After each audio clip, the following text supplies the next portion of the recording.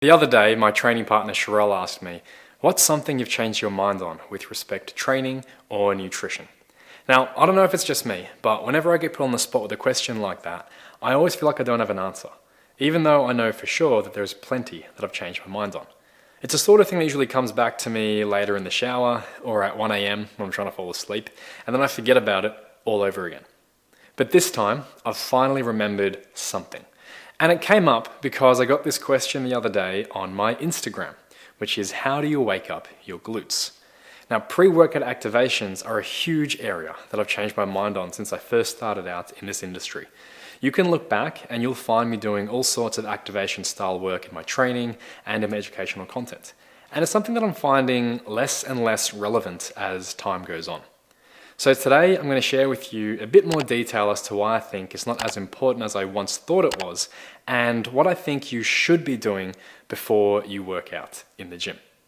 Before I do, if you guys have any questions you want me to answer, drop them in the comments section below, and I'll go through and pick some to answer in a future video.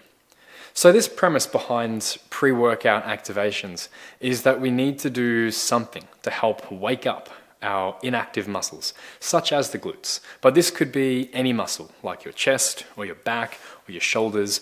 Glutes is a really common one you see a lot, especially in the rehab world, because a very simple narrative tends to exist around it, that we sit too much and this puts your glutes into this lengthened or stretched state, which switches them off or makes them inactive and weak, whilst simultaneously shortening our hip flexors at the front of the legs, which makes them tight and overpowering. This usually then comes up in common complaints, like people not being able to grow their glutes or to feel their glutes, or squatting with poor form with their knees collapsing inwards, and has led to this idea that we need to be doing a series of special activations with bands or isometrics or small range activation exercises to activate our glutes, which will then correct all of these issues.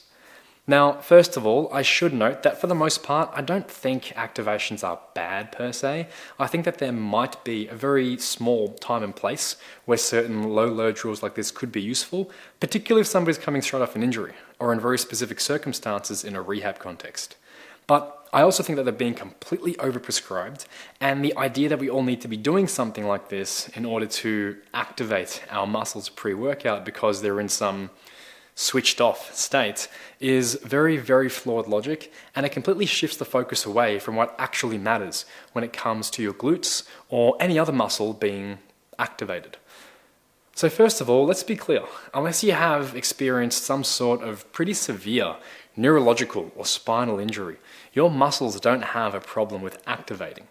In really simple terms, even if you kept your glutes in this example in a stretched state by sitting down, guess what? They're still able to do something. Just because a muscle is stretched out doesn't mean that it's not active. For the glutes, that's a similar position that they're going to be in the bottom or mid-range of a squat or a leg press or a lunge. So why is this position inherently bad for them? Not to mention, our quads are also in a very similar stretch position when we sit down. So why don't they need to be activated as well? Why is it just the glutes? So when we actually look at what goes into activating a muscle, your brain will activate a muscle based on a couple of really simple things. The main role that the muscle plays, the demands being placed on the muscle, and the positions that you put your body into. So let's take a simpler idea to begin with the biceps. The biceps are responsible for bending your elbow just like this, or bringing your hand up to slap yourself on the shoulder.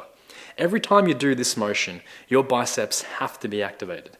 Now, the relative position that I put my arm into and the overall demands placed on my arm will make a big difference. If I was holding a dumbbell, and instead of curling it straight up and down like this, I was holding that to my side and curling it out like this with a dumbbell, you guys all know that my biceps will still be activating because they're the only thing really responsible for bending my elbow, but they won't be working against the weight as the alignment is off, because the dumbbell's going to go straight down, not in this direction. Instead, my shoulders and traps will be working much harder. Now, if we go a step further and say I was doing things correctly and holding the weight by my side and curling straight up and down, but what if I was doing too much weight or pushed too far beyond my capabilities with fatigue? What will then happen? I'll start to cheat and I'll compromise my form. I'll still go through the motion of bending my elbow, but what else is going to be going on? My body will start using other muscle groups and momentum to help me lift the weight. My elbow will still eventually bend, but it doesn't wind up working as much against the weight directly because other regions help to take the grunt of the weight away, which will allow me to eventually bend my elbow. Now, what if I did some sort of activation work at the start of my workout? I could do some band curls or some low load, small range bicep flexing work and get a really strong sensation in my biceps. But what would happen if I did the exact same thing then and used too much weight, or used improper technique in some way, or simply set things up incorrectly and was holding my arm out here instead of down here? My biceps would still not be as activated as I'd like them to be in the movement. So what's the problem here? Is it a lack of activation exercises, or is it improper exercise selection, technique, fatigue and recovery management, or the setup of the exercise? So after spending a lot of time with both sides of this equation, I've come to realize that it's very rarely a lack of activation exercises. Instead of activation work, what I believe we need to be spending a lot more time focusing on are those other factors: proper exercise selection, proper exercise setup, proper technique throughout the exercise, and proper management of our recovery and our fatigue levels to further help us with maintaining proper technique long term. They're not as exciting or clickbaity as different, unique, special activation exercises, but it's far more effective because it's focusing on what's actually getting in the way of your muscles doing what you want. So let's bring this right back to glutes, which is the initial question. What are some of the things that people are doing incorrectly? They're choosing poor exercises to begin with. These exercises might actually be good exercises, but for the individual, they might be too advanced or require too much coordination to begin with. Take two great exercises for the glutes: walking lunges and step-ups. They both have the potential to be really good choices, but for a lot of people, the stability and coordination demands here may be too much to be able to maintain decent technique, and that will get in the way of your glutes doing what you want them to be doing. So what about more typical movements like squats or deadlifts and thrusts? They're definitely good choices, but again, it comes down to the setup. I often see people taking too wide a stance here, which seems like a good idea, as people often say that the glutes are abductors and external rotators of the leg, which in simple terms means to take a wider stance with your legs turned out more. But more is not always better. Taking too wide a stance and too externally rotated a stance will limit how much your glutes can work in what their primary role actually is, which is hip extension or the thrusting motion.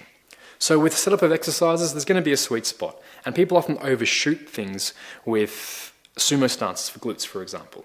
Adding extra bands around the knees to cue the drive of the knees out, or excessively screwing your feet into the floor is also a poor choice, because that too will get in your way of your body's ability to go through its proper ranges of motions for very similar reasons. So all of this stuff tends to give a very strong sensation, but we need to keep in mind that sensation doesn't actually mean activation. And a lot of the time, your body sends out these sensations because you're actually working in a less efficient position. So what should we be doing instead of pre-workout activation exercises? Absolutely nothing. Just take the time to make sure you've chosen a good exercise that fits you and your experience level with respect to being able to perform the skill of the actual exercise. Make sure you've set it up properly so your muscles are in good positions to be working throughout the entire range of motion through the set, and use good form with controlled eccentrics and minimal momentum. And long term, make sure you manage your recovery and fatigue levels. So that's it. Hope you guys found this video helpful, and if you have any follow-up questions or comments, do leave them below in the comment section, and I'll see you all next time.